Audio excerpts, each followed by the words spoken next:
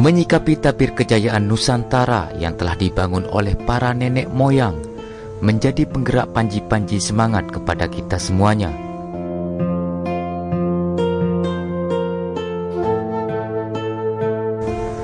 Beberapa bukti peradaban itu kita mulai dari penemuan terbesar di Indonesia. Di antaranya, situs yang ada di daerah Kediri, yaitu situs Sumber Cangkring, situs Semen, situs Adipati Lonjer, dan sekitarnya. Para peneliti mengungkapkan bahwa meskipun situs-situs tersebut sudah teraduk, namun ketika memasuki daerah ini, yaitu Desa Adan-Adan, Kecamatan Gurah, Kabupaten Kediri, Jawa Timur, yang berdekatan dengan kawasan aliran Sungai Kali Serinjing, yang menjadi aliran lahar dingin Gunung Kelut, dan adanya temuan dua makara dengan posisi yang asli dari sejak awal ditemukan yang berjarak 3,5 meter, dan menguatkan dugaan para peneliti bahwa di tempat ini kuat dugaan terdapat candi.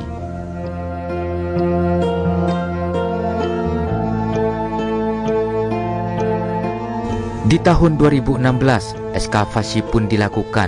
Di luar dugaan, ternyata makara tersebut memiliki bentuk yang sempurna dengan ketinggian 2,3 meter dan merupakan makara tertinggi dan terbesar di Indonesia.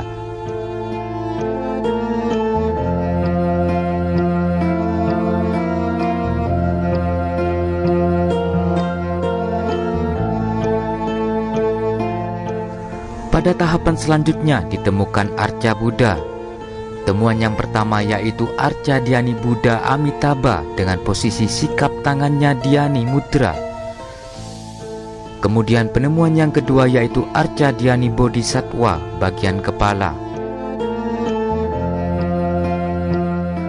Serta ditemukan juga lapik arca bagian kaki dengan motif Padmasana ganda serta beberapa bebatuan bagian candi.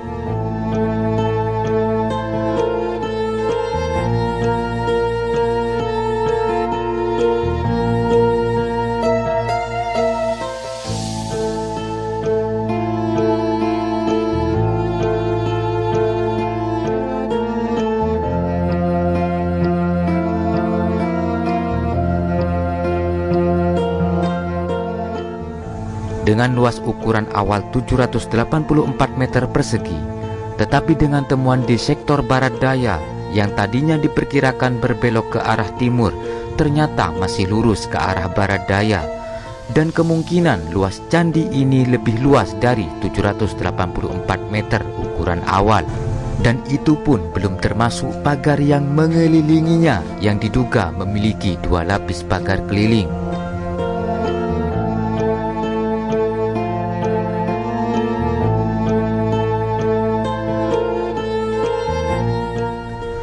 Perlahan tapi pasti, dalam tahapan ekskavasi selanjutnya di tahun 2017, ditemukan arca Dwarapala yang berukuran tinggi 180 cm dengan posisi berdiri di kedalaman 80 cm yang letaknya tidak jauh dari sepasang makara yang sudah muncul di permukaan tanah sebelumnya.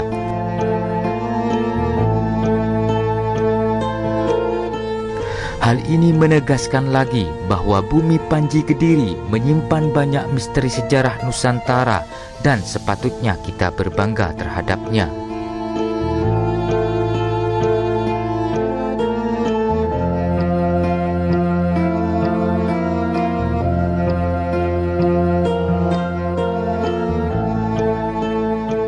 Hipotesa pun berkembang.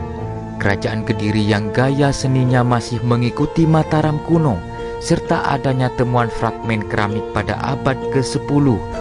Menurut Sukawati Susetio, Ketua Tim Ekskavasi Pusat Penelitian Arkeologi Nasional, menuturkan bahwa situs ini dibangun pada abad ke-11, meskipun wilayah Kediri dan sekitarnya memang sudah menjadi pusat kebudayaan sejak era Empu Sendok pada abad ke-9.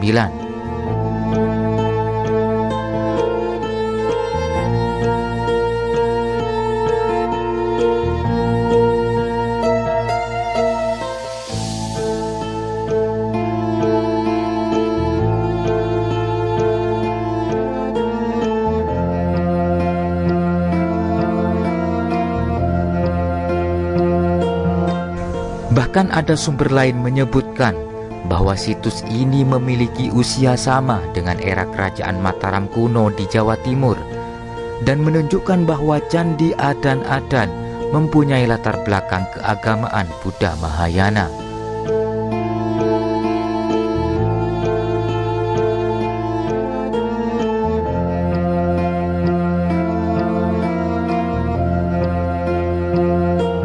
Berdasarkan lapisan tanahnya, situs Adan-Adan ini sudah mengalami 3 kali bencana alam dan 3 kali pula mengalami pembangunan.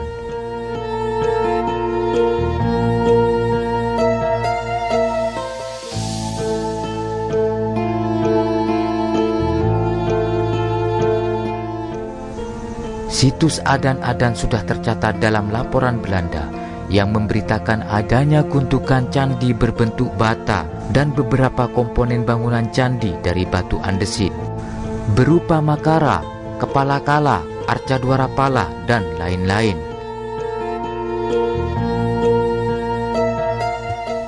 Arkeolog era kolonial Belanda J. Knibbel memberitakan bahwa pada tahun 1908 di halaman kantor Kabupaten Kediri terdapat beberapa artefak yang berasal dari berbagai tempat di Kediri. Dari penelitian yang sudah dilakukan selama ini, Candi Adan-Adan merupakan bangunan candi yang terbuat dari 2 bahan, yaitu batu bata dan batu andesit. Struktur candi bagian luar menggunakan batu, sedangkan bagian isiannya menggunakan bata merah dan diasumsikan menghadap ke arah barat laut. Teknologi pembangunan seperti ini juga ditemukan pada Candi Surowono dan Candi Tegowangi. Kedua candi ini merupakan candi dari periode Majapahit yang ada di Kediri.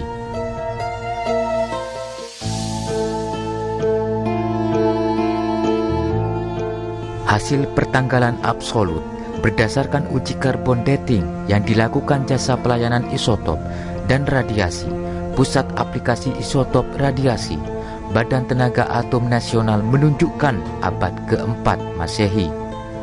Bisa jadi sampel arang yang diambil mewakili 6 budaya jauh sebelum Candi Adan-Adan dibangun.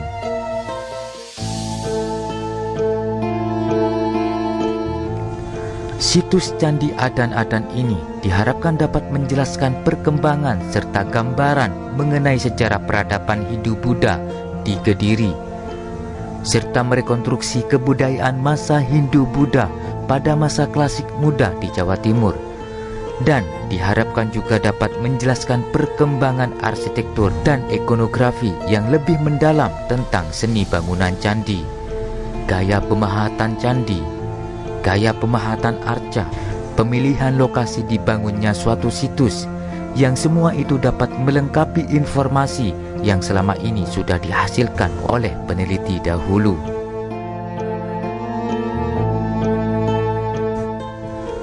Kemajuan suatu bangsa tidak lepas dari sejarah bangsa tersebut, dan bangsa yang besar adalah bangsa yang menghargai sejarah bangsanya, dengan karyanya menjadi contoh dalam pengembangan segala aspek kehidupan masyarakat. Salam budaya Nusantara, tinggalkan perselisihan, sambung persaudaraan. Rahayu.